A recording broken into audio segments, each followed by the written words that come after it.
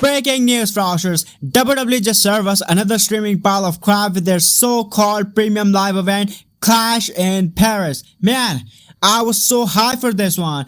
Paris, the city of lights, electric French crowd chanting their hearts out, a badass stage setup that looked like Eiffel Tower meets a wrestling ring explosion. The production was on point. Pyros popping, lights flashing. I mean, everything was perfect. It felt like WWE actually cared for once. But nope! They had to go it and ruin it with that garbage main event. I'm talking about Seth Rollins versus CM Punk versus LA Knight versus Jey Uso for the World Heavyweight Championship. What a joke! And today I'm gonna roast WWE brutally for this trash. Triple H, you fraud, I'm coming for you. And don't worry, Froshers, we will deep dive into the full garbage show in our next video, where I'll break it all down match by match. But for now, buckle up for this rant. Here we go.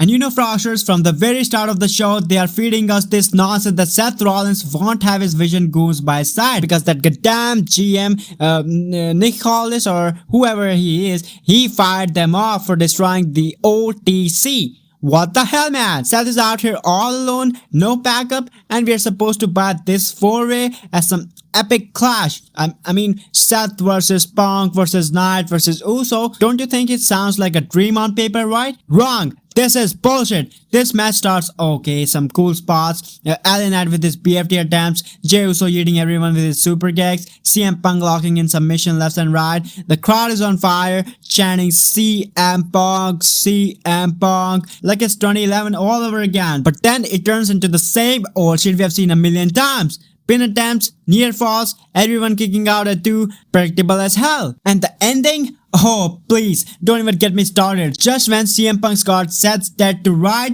about to hit GTS for the win, who comes running down? Becky frickin' Lynch, yeah, the man herself, fresh off her own match, slides in like she's saving her hubby from a bar fight. She low blows CM Punk, shocks the hell out of him, and joins forces with his husband Seth frickin' Rollins. Afterwards, you know, it's obvious Seth pins Punk after a curb stomps, retain his title, and the show is over with that pathetic garbage.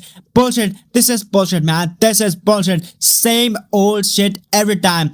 Interference, screw job, no clean finishes. Why do we get this unbearable trash, Froshers? Just tell me, why? Why do we get this unbearable trash, Froshers? I mean, the crowd was electric, the stage was cool, the quality matches was good up until then, but WWE just can't help themselves. They had to shove in these overbooked messes to protect their golden boys. You know, Froshers, I hate Becky Lynch. As I said in my previous videos, I hate Becky Lynch for obvious reasons. She's not my type. She's someone I hate to watch on my screen. But our goddamn Booker Triple H threw her in the main event to save her husband's ass. This is unbearable trash at this point. Alright, Froshers, now let's talk about how they've been consistently ruining CM Punk. Froshers, look, this gets my blood boiling. Punk comes back to WWE after years away, the straight edge savior, the best in the world, and what do? Bury him 6 feet under with awful booking? Ever since 2025 kicked off, Punk's lost at every single PLE.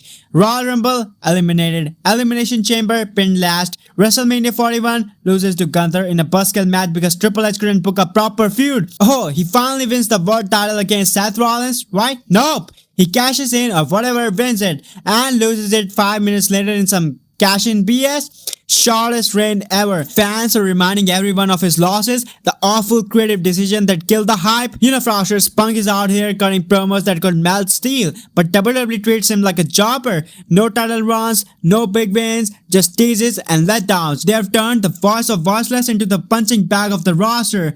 Ruined? Absolutely ruined. Alright, Froshers, now let's roast Triple H for this, cause he is the fraud behind it all. Triple fraud, the game, the cerebral assassin, more like the cerebral asinine.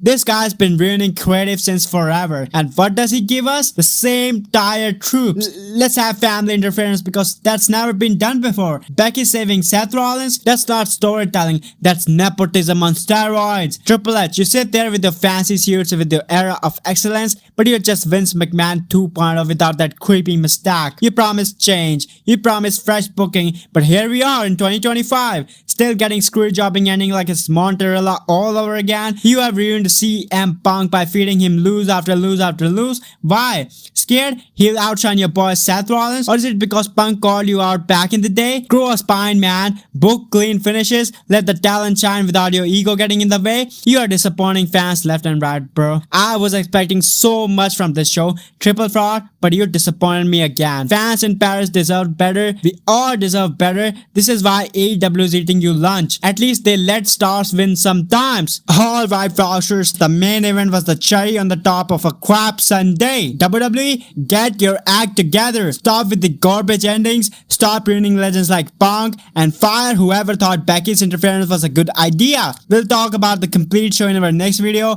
Full breakdowns, grades, the works. But for now, I'm gonna calm down for a second. We're gonna do a full breakdown of every match of this show in our next video, because there's actually some more bright spots. Sheamus and Rusev beat the hell out of each other, and John Cena delivered another banger match with Logan Paul, and the tag title match was pretty fun, so stay tuned for that video. But for now, I'll leave you with this. You know, Froxers, WWE is like a bad relationship. We keep coming back because we remember the good times, but lately it's just disappointment and anger. So until they change, let's all just laugh at the absurdity. Like, why did Roman Reigns have to sign this shoe before throwing them into the crowd? Because even in the middle of a storyline injury, WWE remembers merch sales come first. But for now, I'm out. Alright, till next time, stay awesome. Have a good day. Bye.